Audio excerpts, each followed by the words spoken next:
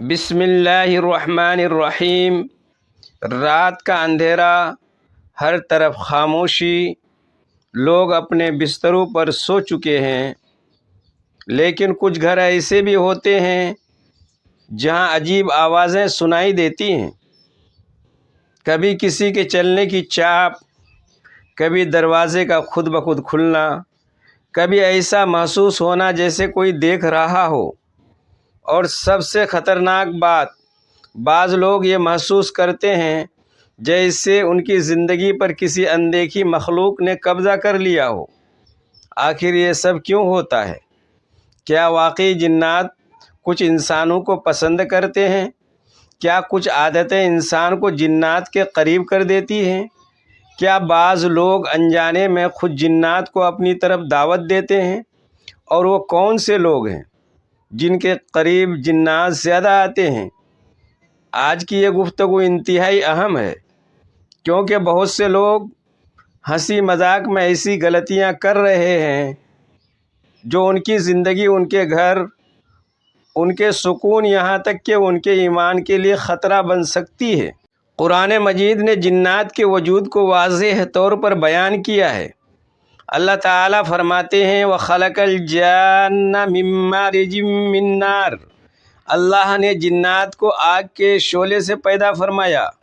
یہ ایک حقیقت ہے، جنات موجود ہیں، وہ انسانوں کو دیکھ سکتے ہیں، لیکن انسان انہیں دیکھ نہیں سکتا۔ شیطان بھی جنات میں سے تھا اور اس نے قیامت تک انسان کو گمراہ کرنے کا عہد کیا۔ لیکن یہاں ایک بات بہت ضروری ہے، ہر عجیب چیز کو جنات سے جوڑ دینا درست نہیں۔ بعض لوگ ہر بیماری، ہر پریشانی، ہر خواب، ہر آواز کو فوراً جنات سمجھ لیتے ہیں۔ یہ بھی غلطی ہے، مگر یہ حقیقت بھی اپنی جگہ موجود ہے کہ بعض اعمال انسان کو جنات کے قریب کر دیتے ہیں۔ اور سب سے پہلی چیز گناہ۔ گناہ انسان کے دل کو کمزور کرتا ہے، نور ختم کرتا ہے، روحانی حفاظت کو توڑ دیتا ہے۔ وہ انسان جو نماز چھوڑ دیتا ہے، جس کی زبان پر ذکر نہیں، جس کے گھر میں قرآن کی آواز نہیں، جہاں ہر وقت گانے، فلمیں، فحش مناظر اور بے حیائی ہو، ایسے ماحول میں شیاطین کو جگہ ملتی ہے۔ رسول اللہ صلی اللہ علیہ وسلم نے فرمایا، جس گھر میں سورہ بقرہ پڑھی جائے وہاں شیطان داخل نہیں ہوتا۔ سوچئے، اگر قرآن شیطان کو دور کرتا ہے تو قرآن سے خالی گھر کس کے لیے آسان شکار ہوگا؟ آج بہت سے گھروں میں ٹی وی سارا دن چلتا ہے، موبائل پر گناہ، گانے، بے پردگی، اور پھر لوگ کہتے ہیں گھر سے سکون ختم ہو گیا۔ بھائی، سکون فرشتے لاتے ہیں، اور فرشتے وہاں آتے ہیں جہاں اللہ کی رحمت ہو۔ ایک اور خطرناک عادت، رات کو ناپاک حالت میں سونا۔ بعض لوگ غسل جنابت میں سستی کرتے ہیں، بغیر وضو کے سو جاتے ہیں، ذکر کے بغیر بستر پر گر جاتے ہیں۔ یہ چیزیں روحانی کمزوری پیدا کرتی ہیں۔ اسی طرح ویران جگہوں پر بلا ضرورت جانا، رات میں قبرستانوں میں گھومنا، جنات کو پکارنا، اگر کوئی جن ہے تو سامنے آؤ، یہ مذاق نہیں۔ بعض نوجوان کسی چینل پر ویڈیوز دیکھ کر ایسے تجربات کرتے ہیں کہ پھر خود ہی خوف، وہم، ڈپریشن اور عجیب کیفیات میں مبتلا ہو جاتے ہیں۔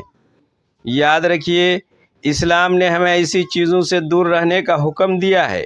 اور سب سے خطرناک کام، جادوگروں کے پاس جانا۔ آج کچھ لوگ محبت، شادی، کاروبار یا دشمنی کے لیے عاملوں کے پاس جاتے ہیں۔ وہ تعویذ دیتے ہیں، عجیب الفاظ لکھتے ہیں، کبھی خون مانگتے ہیں، کبھی جانور ذبح کرنے کو کہتے ہیں، کبھی کہتے ہیں فلاں جگہ کچھ پھینک دو۔ یہ سب خطرناک راستے ہیں۔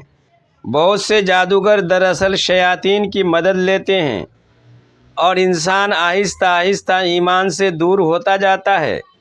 اسی طرح وہ لوگ جو ہر وقت گندگی میں رہتے ہیں، ناپاکی، بدبو، ٹوٹی پھوٹی جگہیں، بیت الخلاء میں زیادہ وقت گزارنا، یہ سب چیزیں بھی نقصان دہ ہیں۔ رسول اللہ صلی اللہ علیہ وسلم بیت الخلاء میں داخل ہوتے وقت دعا پڑھتے تھے، اللہم انی اعوذ بک من الخبث والخبائث، کیونکہ وہاں خبیث مخلوقات ہوتی ہیں۔ اب ذرا غور کیجئے، ہم میں سے کتنے لوگ یہ دعا پڑھتے ہیں؟ بعض لوگ رات بھر موبائل پر گناہوں میں لگے رہتے ہیں، فجر قضا، قرآن نہیں، ذکر نہیں، پھر کہتے ہیں دل گھبراتا ہے، ڈر لگتا ہے، برا خواب آتا ہے۔ بھائی، روح جب کمزور ہوتی ہے تو خوف بڑھ جاتا ہے۔ ایک اور چیز، تنہائی میں گناہ۔ بعض لوگ چھپ چھپ کر ایسے گناہ کرتے ہیں جنہیں بیان کرتے ہوئے بھی شرم آئے۔ یہ گناہ انسان کے دل پر سیاہی ڈالتے ہیں۔ شیطان ایسے لوگوں پر جلد اثر انداز ہوتا ہے، اور یاد رکھیے، شیطان کا سب سے بڑا ہتھیار خوف ہے۔ وہ انسان کو وہم میں مبتلا کرتا ہے، ہر آواز سے ڈراتا ہے، ہر سایہ خوفناک لگنے لگتا ہے۔ اسی لیے اسلام نے ہمیں مضبوط روحانی زندگی دی ہے۔ اب سوال یہ ہے کہ اگر کسی انسان کو خوف محسوس ہو، گھر میں بے سکونی ہو، گھبراہٹ ہو تو کیا کرے؟ سب سے پہلے اپنی نماز درست کرے۔ نماز صرف فرض نہیں، یہ حفاظت بھی ہے۔ فجر کی نماز خاص طور پر انسان کو روحانی طاقت دیتی ہے۔ پھر روزانہ سورہ بقرہ کی تلاوت کرے، آیت الکرسی صبح و شام پڑھے۔ رسول اللہ صلی اللہ علیہ وسلم نے فرمایا، جو آیت الکرسی پڑھے اس کی حفاظت کے لیے اللہ فرشتہ مقرر فرما دیتے ہیں۔ سونے سے پہلے سورہ اخلاص، سورہ فلق، سورہ ناس پڑھ کر اپنے جسم پر دم کرے۔ یہ معمولی عمل نہیں، یہ نبی کریم صلی اللہ علیہ وسلم کی سنت ہے۔ گھر میں اذان دی جائے، قرآن کی تلاوت ہو، خاص طور پر سورہ بقرہ۔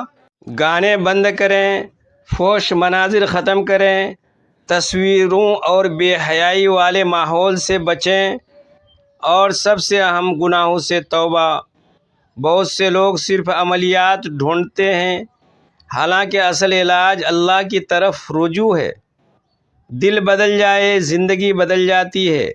اگر گھر میں عجیب کیفیت ہو تو پورے گھر والے مل کر نماز پڑھیں، ذکر کریں، قرآن سنیں، اور یاد رکھیے، ہر مسئلہ جنات نہیں ہوتے۔ بعض اوقات ذہنی دباؤ، خوف، ڈپریشن بھی انسان کو عجیب محسوس کرواتے ہیں۔ اس لیے ہر چیز میں فوراً جن تلاش نہ کریں۔ اسلام توازن سکھاتا ہے، لیکن اگر انسان اللہ کے قریب ہو جائے تو شیطان کمزور پڑ جاتا ہے۔ قرآن کہتا ہے، ان کید الشیطان کان ضعیفا، بے شک شیطان کا مکر کمزور ہے۔ مگر افسوس، آج انسان خود اپنے ہاتھوں سے اپنی حفاظت توڑ رہا ہے۔ نماز نہیں، ذکر نہیں، قرآن نہیں، بس موبائل، گناہ اور دنیا۔ پھر سکون کہاں سے آئے گا؟